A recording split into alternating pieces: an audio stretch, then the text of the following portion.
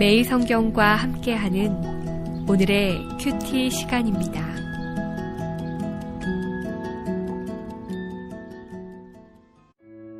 (6월 16일) 오늘의 말씀은 사무엘상 27장 1절에서 28장 2절입니다.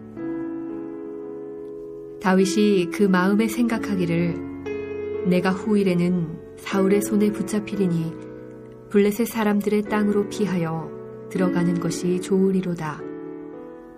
사울이 이스라엘 온 영토 내에서 다시 나를 찾다가 단념하리니 내가 그의 손에서 벗어나리라 하고, 다윗이 일어나 함께 있는 사람 600명과 더불어 가드 왕 마옥의 아들 아기스에게로 건너가니라. 다윗과 그의 사람들이 저마다 가족을 거느리고 가드에서 아기스와 동거하였는데, 다윗이 그의 두 아내 이스르엘 여자 아히노암과 나발의 아내였던 갈멜 여자 아비가일과 함께 하였더니, 다윗이 가드에 도망한 것을 어떤 사람이 사울에게 전하매 사울이 다시는 그를 수색하지 아니하니라. 다윗이 아기스에게 이르되 바라건대 내가 당신께 은혜를 입었다면 지방 성읍 가운데 한 곳을 내게 주어 내가 살게 하소서. 당신의 종이 어찌 당신과 함께 왕도에 살리이까 하니, 아기스가 그날에 시글락을 그에게 주었으므로 시글락이 오늘까지 유다 왕에게 속하니라. 다윗이 블레셋 사람들의 지방에 산 날 수는 1년 4개월이었더라.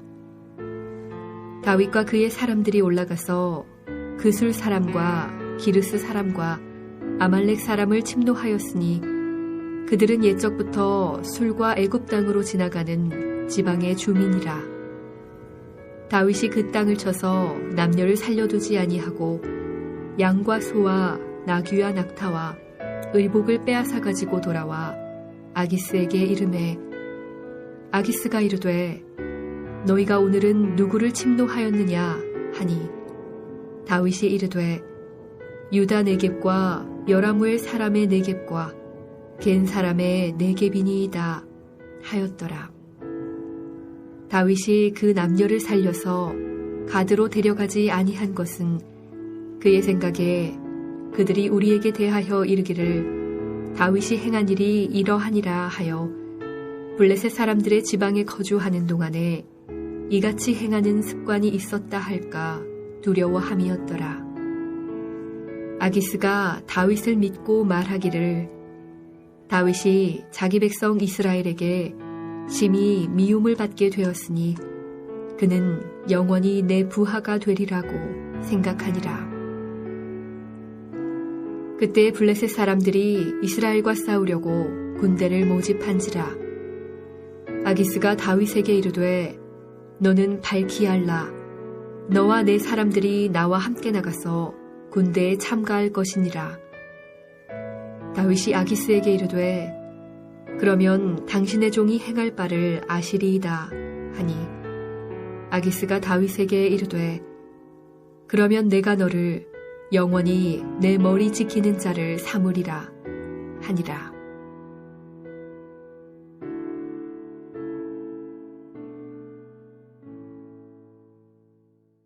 사랑하는 매일 성경 가족 여러분, 6월 16일 목요일입니다. 오늘도 오늘의 말씀으로 나와 우리 공동체를 향한 하나님의 마음을 가르쳐 주실 줄 믿습니다. 성령님께서 우리와 함께 하셔서 묵상하는 오늘 말씀 사무엘상 27장부터 28장 2절을 읽을 때 잘 깨달아 알 수 있는 지혜 주시기를 간절히 기도합니다. 26장의 사건을 통하여 다윗을 위협했던 사울이 정리되는 듯 보입니다. 그래서 사무엘상 27장을 읽기 전 기대하는 것은 다윗이 이스라엘 왕으로 공식 등극하기 전 어떤 왕성한 활동을 펼치게 될까, 그런 것에 대한 기대일 것입니다. 그러나 27장의 실제 내용은 성경을 읽는 우리들의 기대를 저버립니다. 사울로부터 기인한 모든 위협 요소가 없어진 마당에 다윗은 훗날 자신을 큰 어려움에 빠뜨릴 어처구니 없는 결정을 내리고 행동에 옮깁니다. 다윗은 사울을 피해 자기 발로 블레셋을 찾아갑니다. 600여 명이나 되는 일행과 그들의 가족을 포함한 약 2천여 명에 달하는 큰 숫자가 망명길에 오른 것입니다. 다윗은 사울이 자기를 영원히 잊어주기를 간절히 바람으로 이러한 결정을 했다고 고백합니다.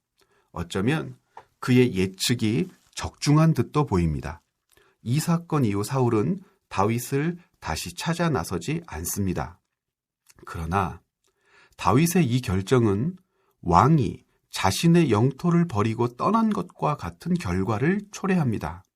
다윗은 하나님의 약속이 있었음에도 불구하고 블레셋으로의 이동에 대하여 하나님께 여쭙지 않았습니다. 이 일로 다윗은 이스라엘 왕의 보좌에 오를 수 있는 기회를 상실할 위험에 빠집니다. 이러한 과정에서 다윗을 신임했던 블레셋 왕 아기스는 다윗이 자기와 함께 이스라엘과 싸워주기를 원합니다.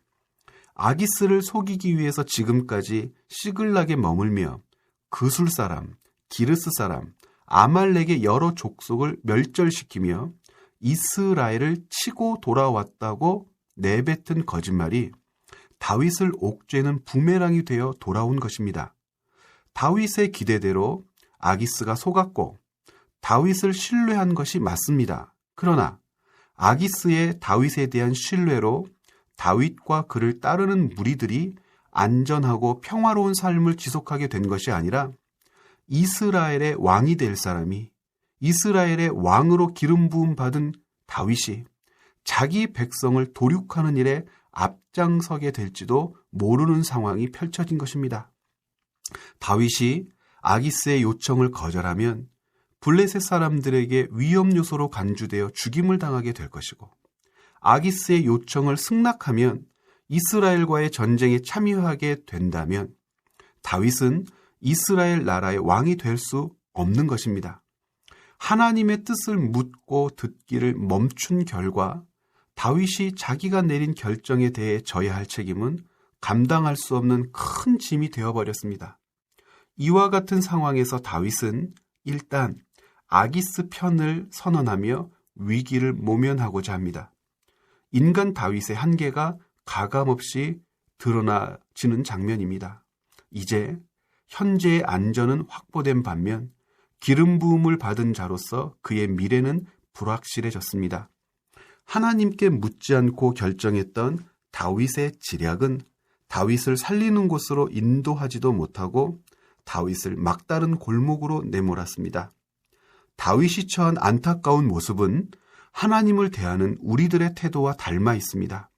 하나님을 신뢰하되 처음부터 끝까지 신뢰하고 의지하지 않습니다. 내가 할 수 있다는 판단이 서면 그 즉시 하나님을 뺀 상태에서 나만의 고민과 계획이 시작됩니다. 그리고 이 정도는 나도 할 수 있어, 잘 될 거야 라는 근거 없는 낙관으로 자기 판단에 정당성을 부여합니다. 사랑하는 여러분, 하나님께 묻지 않는 결정들에 대하여 정말 책임지실 자신이 있으십니까? 우리가 책임을 진다면 어디까지 감당할 수 있을까요? 다른 것이 어리석고 미련한 것이 아닙니다.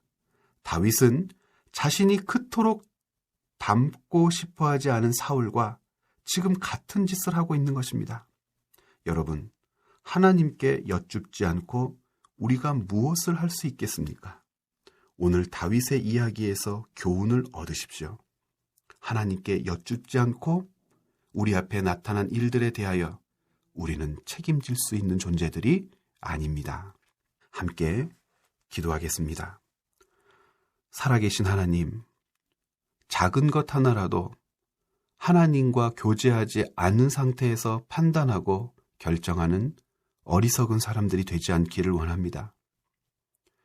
무엇인가 할 수 있다라고 하는 자신감 때문에 하나님을 잊고 하나님께 여쭙지 않았던 일들이 우리에게 있었음도 고백합니다. 용서하여 주옵소서. 언제나 하나님과 교제하며 주님께서 이 일들에 대하여 어떻게 생각하실까? 언제나 묻고 주님의 뜻을 쫓는 지혜로운 주님의 아들, 딸들이 되게 하여 주시옵소서. 예수님의 이름으로 기도드렸습니다. 아멘.